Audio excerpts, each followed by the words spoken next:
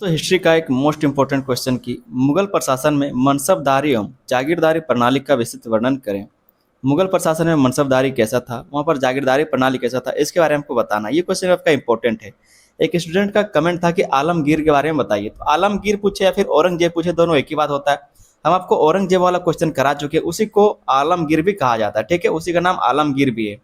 तो आपको ध्यान रखना पड़ेगा नाम थोड़ा सा, ठीक है। कई सारे जो नाम है वो बचपन में नाम अलग थे, और जब वो जवान हुआ, जब वो शासक बना, तब उसका नाम बदल गया था। तो ये चीज़ आपको ध्यान में रखना पड़ेगा। जो औरंगजेब है उसका नाम औरंगजेब तो है ही, उसके साथ साथ उसको जिंदा पीर भी कहा जाता है, उसके साथ उसको आलमगीर भी कहा जाता है, और उसके साथ उसको शाहिद दरवेश भी कहा जाता है। तो इस तरह से उसके कई सारे नाम है, ठीक है। तो आपको थोड़ा सा ध्यान रखना होगा। यहाँ पर हम लोग समझेंगे कि मुगल प्रशासन में मनसबदारी प्रथा क्या है और जमींदारी प्रथा या फिर प्रणाली क्या है, इसके बारे में हम लोग देखते हैं। मनसबदारी का मतलब होता है ओहदा, ओहदा मतलब पद, ठीक है, स्टेटस, इसको बोलते हैं मनसबदारी। और जमींदारी का मतलब आपको पता है। तो शुरू करते हैं इस क्वेश्चन के आंसर को। चैनल पर नया तब लोग चैनल को सब्सक्राइब जरूर कर लीजिएगा। वीडियो पसंद है वीडियो को लाइक करके अपने दोस्तों में इसको शेयर भी कर देना है। समझते हैं इसमें क्या कहा जा रहा है कि मुगल प्रशासन की सफलता का मुख्य आधार उसकी सुदृढ़ प्रशासनिक एवं सैन्य व्यवस्था थी। उसके पास अच्छी सेना थी, और प्रशासन को चलाने के लिए, मतलब कि प्रजा को चलाने के लिए, ठीक है, साम्राज्य को चलाने के लिए अच्छी प्रशासनिक व्यवस्था भी थी। मुगल सम्राट अकबर ने प्रशासन को संगठित और प्रभावी बनाने के लिए अनेक महत्वपूर्ण सुधार किए।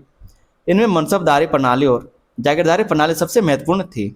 ये महत्वपूर्ण क्यों थी उसके बारे में आगे हम लोग डिस्कस करेंगे। मनसबदारी प्रणाली अधिकारियों की नियुक्ति, पद, वेतन और सैन्य दायित्वों से संबंधित थी, जबकि जागीरदारी प्रणाली अधिकारियों के वेतन और राजस्व व्यवस्था से जुड़ी हुई थी। इन दोनों व्यवस्थाओं ने मुगल साम्राज्य को लंबे समय तक स्थिरता और शक्ति प्रदान की। इस तरह से आप थोड़ा सा इसकी भूमिका लिख देंगे, और आगे हम लोग यहाँ पर जानते हैं पहले कि मनसबदारी प्रणाली क्या होता है, फिर हम लोग देखेंगे कि जमींदारी प्रणाली क्या होता है, और दोनों का किस तरह से इस्तेमाल किया गया उस चीज़ के बारे में हम लोग यहाँ पर समझेंगे। पहले समझ लेते हैं कि मनसबदारी प्रणाली का मतलब क्या होता है, इसका अर्थ क्या होता है। मनसब एक अरबी शब्द है जिसका अर्थ है पद, दर्जा या फिर रैंक, ठीक है। क्या इसका मतलब है, पद, दर्जा या फिर रैंक। मुगल प्रशासन में प्रत्येक अधिकारी को एक निश्चित मनसब प्रदान किया जाता था। जो मुगल प्रशासन है उसमें सभी अधिकारी को एक निश्चित मनसब, मतलब एक पद, एक दर्जा, ठीक है, एक पोस्ट दिया जाता था, जिससे उसकी स्थिति, वेतन और सैन्य दायित्व निर्धारित होते थे। जैसे पता चलता था कि वो कितना स्टेटस वाला है, कितना अमीर है, ठीक, कितना गरीब है, फिर कैसे कितना उसका पहुंच है, ठीक है, उसकी स्थिति के बारे में, कितना उसको पैसा मिलता है, वेतन के बारे में, उसका सैन्य दायित्व कि वो किस तरह से सेना को संभालेगा और कितने सैनिकों को संभालेगा। अकबर ने लगभग 1570 के दशक में इस प्रणाली को व्यवस्थित रूप से लागू किया। मनसबदारी व्यवस्था मुगल प्रशासन और सेना दोनों की रीढ़ थी। ये जो मनसबदारी प्रथा, क्योंकि इसी के द्वारा प्रशासन भी चलाया जाता था, और जो सैन्य है उसके द्वारा उस चीज़ को भी यही चलाया जाता था, इसी के द्वारा चलाया जाता था, जो मनसबदारी है, ठीक है। तो दोनों को देखने का काम यही करता था। इसलिए कहा जा रहा है कि जो मनसबदारी व्यवस्था है वो मुगल प्रशासन और सेना दोनों का रीढ़ था, ठीक है। आगे हम देख रहे थे मनसबदारी प्रणाली की कुछ विशेषताओं को। जो मनसबदारी प्रणाली से कुछ विशेषताएं, पहला जो विशेषता है वो है पदानुक्रम पर आधारित व्यवस्था। पदानुक्रम क्या कहा जा रहा है कि पदानुक्रम आधारित व्यवस्था था ये। मनसबदारी प्रणाली में प्रत्येक अधिकारी को एक निश्चित पद दिया जाता था, एक निश्चित पोस्ट दिया जाता था। मनसब जितना बड़ा होता था, अधिकारी की प्रतिष्ठा, वेतन और जिम्मेदारी भी उतनी ही अधिक होती थी। मतलब जितना बड़ा पोस्ट, जितना बड़ा पद, उतना ही बड़ा जिम्मेदारी, उतना ही बड़ा क्या है तो वेतन, ठीक है, उतना बड़ा स्थिति। प्रारंभ में मनसब 10 से शुरू होकर 10,000 तक था। कहा जा रहा है कि प्रारंभ में जो मनसब है, ठीक है, मतलब जो पद है वो 10 से होकर शुरू होकर के 10,000 तक था। बाद में कुछ राजकुमारों को इसमें भी अधिक मनसब दिए गए। कह रहे हैं कि बाद में कुछ जो राजकुमार हैं को इससे भी अधिक मनसब दिए गए, उससे भी ज़्यादा पद दिए गए। समझते हैं हम लोग। जाट और सवार, जात और सवार। अकबर ने मनसब को दो भागों में विभाजित किया था। अकबर ने क्या किया था, मनसब को दो भागों में विभाजित किया था। पहला था जात, यह अधिकारी की व्यक्तिगत स्थिति, प्रतिष्ठा और वेतन को दर्शाता था। ये जो जात है कि वो किस जात का है, ठीक है, वो इसकी स्थिति के बारे में कि उसको कौन सा पोस्ट दिया गया है, उसकी इज्जत कितनी है, ठीक है, उसका वेतन कितना, ये इसको जात बोलते हैं। दूसरा सवार, यह दर्शाता था कि अधिकारी को कितने घुड़सवार सैनिक रखने होंगे। ये जो सवार है इससे यह पता चलता है कि जो अधिकारी है, जो कहा जा रहा है कि जो अधिकारी को वहाँ पर नियुक्त किया गया, जो जात है, वो कितने घुड़सवारों सैनिकों को रखेगा, कितने का नियंत्रण वो करेगा, ठीक है, कितने का वो नेतृत्व करेगा। उदाहरण के लिए यदि किसी मनसबदार का मनसब 5,000 जात और 3,000 सवार था, तो उसकी व्यक्तिगत रैंक 5,000 की मानी जाती थी, ठीक है, तथा उसे 3,000 घुड़सवार सैनिक रखने पड़ते थे। और उसको 3,000 घुड़सवार सैनिक रखने पड़ते थे। मतलब समझ आया? जो भी मनसबदार, ठीक है, 5,000 जात, 5,000 की जात का मतलब जो अधिकारी की व्यक्तित्व, स्थिति, प्रतिष्ठा और वेतन को दर्शाता है उसको बोलते हैं जात, ठीक है। तो जो 5,000 जात वो रखता होगा, जो 3,000 सवार रखता होता, उसकी व्यक्तिगत रैंक 5,000 थी, ठीक है, 5,000 माने जाते थे और उसे 3,000 घुड़सवार सैनिक रखने पड़ते थे। उसको क्या है, तो 3,000 घुड़सवार सैनिक को नेतृत्व करना पड़ता था।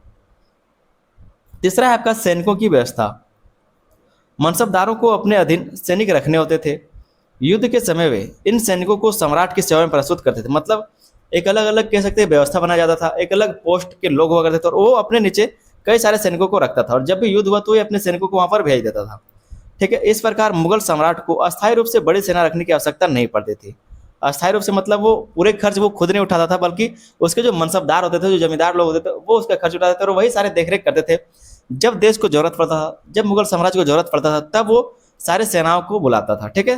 तो ये सब देखने किसका काम था, जो जाट थे और जो मनसबदार थे। चौथा जो पॉइंट है वो है नियुक्ति और पदोन्नति। नियुक्ति और पदोन्नति, मनसबदारों की नियुक्ति, पदोन्नति और पदोच्युति का अधिकार केवल सम्राट के पास था। मतलब किसको नियुक्त करना है, किसका प्रमोशन करना है, ठीक है, ये सारी चीजों का जो अधिकार है वो किसको दिया जाता था, सम्राट को ही। योग्यता, निष्ठा और सैन्य सेवा के आधार पर मनसब बढ़ाया या फिर घटाया जा सकता था। जो उसका मनसब मतलब जो उसका पोस्ट है, जो पद है, वो घटाया भी जा सकता था या फिर बढ़ाया भी जा सकता था। आगे देखते हैं, दाग और हुलिया प्रथा का शुरुआत किया गया। दाग और हुलिया प्रणाली का शुरुआत किया गया। सैनिकों और घोड़ों में भ्रष्टाचार रोकने के लिए अकबर ने दाग प्रणाली लागू की। सैनिकों और जो वहाँ के घोड़े थे, ठीक है, उस पर क्या दाग प्रणाली शुरू की। मतलब जो सेना है उसके लिए हुलिया पर था कि इस तरह का पोशाक पहनेगा, और जो जानवर जो घोड़ा है उसके लिए दाग पर था, उस पर क्या तो कुछ लिखा हुआ था, कुछ दाग होता था, जिससे ये पता चलता था कि ये अपना ही घोड़ा है, ये अपना ही आदमी, ताकि उसमें कोई घुसपैठ ना कर सके। दाग प्रणाली के अंतर्गत घोड़ों पर सरकारी मुहर लगाई जाती थी। हुलिया प्रणाली के अंतर्गत सैनिकों का विवरण और पहचान दर्ज की जाती थी ताकि नकली सैनिक प्रस्तुत ना किए जा सके, ठीक है। तो इस तरह से दाग और हुलिया प्रणाली का इसमें क्या इस्तेमाल किया गया। आगे हम लोग देख लेते हैं मनसबदारी प्रणाली के लाभ, कि इसके लाभ क्या है। पहला जो लाभ है वो है प्रशासन और सेना का एकीकरण हुआ। इसके कारण इस व्यवस्था ने प्रशासनिक और सैन्य सेवाओं को एक सूत्र में बांध दिया, तो ये इसका एक लाभ देखने को मिलता है। दूसरा इसका लाभ है सम्राट का नियंत्रण मजबूत हुआ। सभी मनसबदार सीधे सम्राट के अधीन थे, जिससे केंद्रीय सत्ता मजबूत हुई। मतलब सभी को अब क्या है, तो सिर्फ जो मनसबदार है सिर्फ उसको कंट्रोल करना है, बाकी जो प्रजा है वो खुद ही कंट्रोल हो जाएगा, ठीक है। जैसे मान लीजिए एक सरकार है, उसके मंत्रिमंडल होते हैं, तो वो सारी चीज़ों को देखने का काम करता है। उसी तरह से जो शासक है वो उसके कुछ मनसबदार है, और मनसबदार ही सारी चीज़ों को काम करने का काम करता है, और जब भी इसको जरूरत पड़ता है तो मनसबदार से सेना ले लेता है, ठीक है। तीसरा जो यहाँ पर लाभ इसका मिला वो है योग्यता को प्रोत्साहन मिला। योग्य व्यक्तियों को उच्च मनसब देकर उसकी प्रतिभा का उपयोग किया गया। चौथा जो लाभ मिला वो है साम्राज्य की स्थिरता। मनसबदारों की सहायता से विशाल साम्राज्य का प्रशासन सुचारू रूप से संचालित हुआ। जैसे मान लीजिए इतना बड़ा साम्राज्य है, अगर सारा सेना सिर्फ इसी केंद्र पर रहता तो यहाँ से यहाँ तक पहुँचाने में बहुत ज़्यादा टाइम लग सकता था। लेकिन अब मनसबदारों की कह सकते मनसबदारों के काम के कारण कुछ मनसबदार यहाँ रह रहे, कुछ मनसबदार यहाँ, कुछ यहाँ, कुछ यहाँ, कुछ यहाँ, और सभी के पास सेना है। तो जहाँ पर भी कुछ होता है काम वगैरह, कुछ भी युद्ध होता है, तो वहाँ पर मनसबदारों से उसकी सेना लेकर युद्ध किया जा सकता है। तो इस तरह से इसमें क्या साम्राज्य में स्थिरता देखने को मिली है। आगे हम लोग देख लेते हैं मनसबदारी प्रणाली की कुछ कमियां। तो पहला जो कमी है वो है अत्यधिक खर्चीली व्यवस्था। बहुत ज़्यादा खर्चा होता था इसमें, मनसबदारों को भारी वेतन देना पड़ता था, जिससे राजकोष पर बोझ पड़ता था। दूसरा जो कमी देखने को मिला वो भ्रष्टाचार की संभावना। कई बार भ्रष्टाचार हो सकते थे। कई मनसबदार कागजों पर अधिक सैनिक दिखाकर धन प्राप्त करते थे, तो ये भ्रष्टाचार हो सकता है, वो तो आज भी हो रहा है। तीसरा जो यहाँ पर हम लोग इसकी कमी देखेंगे वो है सम्राट पर निर्भरता।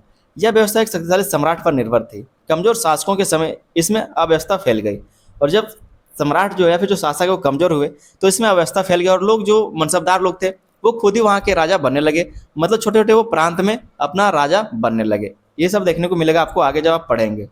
आगे हम देख लेते हैं जमींदारी प्रणाली क्या होती है, ठीक है। जमींदारी प्रणाली क्या होती है, इसका अर्थ समझते हैं। जागीर का अर्थ है ऐसा भूक्षेत्र जिससे प्राप्त राजस्व किसी अधिकारी या फिर मनसबदार को वेतन के रूप में दिया जाए, इसको बोलते हैं जागीर। जहाँ से जो भी राजस्व प्राप्त होता है उसके अधिकारी या फिर मनसबदार को वेतन के रूप में इसको दिया जाता है। मुगल शासन में अधिकांश मनसबदारों को नगद वेतन देने के बजाय जागीरें प्रदान की जाती थी। इन जागीरों से प्राप्त आय उनके वेतन का स्रोत होती थी। जैसे जो भी मनसबदार होता था उसको कौन रखा, शासक रखा, तो शासक जो चाहेगा कि हम आपको नगद 50 रुपये नहीं देंगे, बल्कि आप इस जगह से कोई टैक्स वसूल कर लीजिए, और जो टैक्स आएगा उसको आप रख सकते हैं, तो वो मनसबदार का क्या होता था, वेतन होता था। आगे हम लोग यहाँ पर मनसब जो जमींदारी प्रणाली है उसकी कुछ विशेषताओं को भी समझेंगे। पहले जो इसका विशेषता हुआ है वेतन का साधन। ठीक है, जागीरदार क्या था? वेतन का साधन था। मनसबदारों को उनकी सेवाओं के बदले जागीरें दी जाती थी। वे उस क्षेत्र के राजस्व वसूल करके अपना वेतन प्राप्त करते थे, और वो जो क्षेत्र था उसको दिया गया था, उस जागीर से वो क्या करता था? कर वसूलता था, टैक्स वसूलता था, और वही उसका वेतन होता था। दूसरा जो यहाँ पर इसकी विशेषता है वो है भूमि पर स्वामित्व तो नहीं। जो जागीरदार है, ठीक है, जो मनसबदार है, उसका भूमि पर कोई अधिकार नहीं होता था, वो सिर्फ टैक्स वसूल सकता था। जागीरदार भूमि का मालिक नहीं होता था, उसे केवल राजस्व वसूलने का अधिकार प्राप्त होता था। भूमि पर अंतिम स्वामित्व तो सम्राट का ही रहता था। तो इस तरह से क्या है, वो भूमि का मालिक नहीं था, बल्कि सिर्फ वो टैक्स वसूल सकता था, क्योंकि उसको एक पोस्ट दिया गया है। तीसरा जो यहाँ पर इसकी विशेषता है वो है स्थानांतरण की व्यवस्था। मतलब जिस तरह से आज सरकारी जो भी ऑफिसर होते हैं उसको देखते हैं ट्रांसफर किया जाता है, उस तरह से जो मनसबदार होते थे उसको भी ट्रांसफर किया जाता था। जागीरदारों का समय समय पर एक क्षेत्र से दूसरे क्षेत्र में स्थानांतरण किया जाता था। इसका उद्देश्य उन्हें स्थानीय स्तर पर अत्यधिक शक्तिशाली बनने से रोकना था। मतलब अगर कोई भी मनसबदार या फिर कोई भी जागीरदार एक क्षेत्र में लगातार रहता रहा तो वो वहाँ की जनता को प्रभावित करके क्या हो सकता है, वहाँ पर राजा बन सकता है। इसके लिए क्या है, तो उसको हमेशा किसी किसी दूसरे क्षेत्र में प्रभावित करता गया, मतलब उसको भेजता रहा, ताकि वो किसी भी क्षेत्र में दबदबा ना बना सके और वो राजा ना बन जाए, शक्तिशाली ना बन सके। ठीक है। चौथा इसकी विशेषता वो है अस्थायी व्यवस्था। जागीर अस्थायी संपत्ति नहीं थी। सम्राट किसी भी समय जागीर वापस ले सकता था या फिर बदल सकता था। सम्राट के अधीन था सब कुछ, तो जब भी वो चाहता तब मनसबदारों से उससे जो जागीर दिया गया था वो वापस ले सकता था, फिर उसको ट्रांसफर कर दिया जा सकता था, फिर उसके बदले कोई और जागीर उसको दे दिया जा सकता था। ठीक है। पांचों जहाँ पर हम लोग पॉइंट देंगे वो है राजस्व संग्रह। जागीरदारों का मुख्य कार्य भूमि राजस्व की वसूली करना तथा प्रशासनिक व्यवस्था बनाए रखना था। जागीरदारों का जो मुख्य काम वो क्या था? भूमि का राजस्व तय करना, मतलब उसको वसूलना, जो जमीन का कर है उसको वसूलना और वहां पर प्रशासनिक व्यवस्था बनाए रखना। ठीक है। आगे से कुछ जागीर के प्रकार देख लेते हैं। पहला जो प्रकार वो है तनख्वाह जागीर, जहाँ से वो पैसे तनख्वाह के रूप में लेता था। ऐसी जागीर जो वेतन के बदले ही दी जाती थी। यह मुगल काल की सबसे सामान्य जागीर थी। ठीक है, तो इस तरह से जागीर दिया जाता था। दूसरा है वतन जागीर। राजपूत और स्थानीय शासकों को उनकी पैतृक भूमि के लिए दी गई जागीर, यह सामान्यतः वंशानुगत होती थी। ठीक है, तो राजपूतों को ये सारी जागीर थी, इसको बोलते हैं वतन जागीर। मशरूत जागीर, विशेष सेवाओं या फिर शर्तों के आधार पर प्रदान की गई जागीर को मशरूत जागीर कहा जाता है। आगे देख लेते हैं जागीरदारी प्रणाली के लाभ और हानि को। ठीक है, तो पहला इसका लाभ है वो है नगद भुगतान की आवश्यकता कम हुई, क्योंकि अब जागीरों से ही वो कर वसूल करके अपना वेतन प्राप्त कर सकते थे। दूसरा है प्रशासनिक सुविधा देने को मिला। जो जागीरदार थे वो अब राजा वहाँ पर जाकर शासन नहीं चलाता था, बल्कि वो जो जागीरदार लोग थे, जो मनसबदार थे, वही शासन चला ले रहे थे। तीसरा है साम्राज्य के विस्तार में सहायता मिली। साम्राज्य के विस्तार में सहायता मिली। विशाल साम्राज्य के संचालन में जागीरदारी प्रणाली अत्यंत उपयोगी सिद्ध हुई। कुछ कमियां भी हैं इसकी, तो उस चीज़ को भी देख लेंगे। जागीरदारी प्रणाली कुछ कमियां भी है। पहला, किसानों का शोषण हुआ। अधिक राजस्व प्राप्त करने के लिए कई जागीरदार किसानों पर अत्यधिक कर लगाते थे, ताकि उसको ज़्यादा वेतन मिल सके, ज़्यादा कर मिल सके। भ्रष्टाचार बढ़ा इसके कारण। कोई जागीरदार सरकारी नियमों का उल्लंघन करके धन एकत्र करते थे। तो कई सारे जो जागीरदार है वो सरकारी जो नियम थे, जो फरमान थे, उसका कैसे थे, उसके अलग होकर के घूस लेते थे, भ्रष्टाचार करते थे। तीसरा है जागीर संकट। औरंगजेब के काल में योग्य मनसबदारों की संख्या बढ़ गई, लेकिन जागीरों की संख्या सीमित थी। इस जागीर संकट कहा जाता है। इसे क्या है, तो जागीर संकट कहा जाता है, जिसने मुगल प्रशासन को कमजोर किया। मतलब वहाँ पर क्या है, तो जो योग्य व्यक्ति वो बढ़ गए और जागीर जहीं का तहीं रह गया। साम्राज्य के पतन में क्या योगदान रहा, ठीक है, उस चीज़ को आप यहाँ पर समझ लिए। कुछ विद्वान हैं, कुछ इतिहासकार, उनके द्वारा क्या मत है उस चीज़ को भी यहाँ पर देखेंगे। जमींदारों की स्वार्थपूर्ण नीतियों और किसानों के असंतोष ने मुगल साम्राज्य के पतन को तेज किया, क्योंकि जागीरदार जो है वो स्वार्थपूर्ण नीति उन्होंने अपनाया, बहुत सारे टैक्स लगाए, जिसके कारण किसान जो असंतोष हुए। मनसबदारी और जागीरदारी प्रणाली का संबंध यहाँ पर देखने मिलता है। मनसबदारी और जागीरदारी प्रणालियाँ एक दूसरे से घनिष्ठ रूप से जुड़ी हुई थी। ठीक है। मनसबदारी प्रणाली अधिकारियों के पद, प्रतिष्ठा और सैन्य दायित्व निर्धारित करती थी। जो मनसबदारी प्रणाली थी, आपको क्या होता है, जो मनसबदारी प्रणाली वही तो लोगों के पदों को, उसकी प्रतिष्ठा और सैन्य दायित्व को निर्धारित करता था, जबकि जागीरदार प्रणाली उनके वेतन और आय की व्यवस्था करती थी। ठीक है। अधिकांश मनसबदारों को उनके वेतन के बदले जागीरें प्रदान की जाती थी, इसलिए दोनों व्यवस्थाएं मिलकर मुगल प्रशासन की आधारशिला बन गई थी। तो इस तरह से आप लोग क्या करेंगे, इसके लाभों को लिखेंगे, हानियों को लिखेंगे। एक छोटा सा आप लोग निष्कर्ष जरूर लिख लीजिएगा कि मनसबदारी और जागीरदारी प्रणाली मुगल प्रशासन की सबसे महत्वपूर्ण संस्थाएं थी।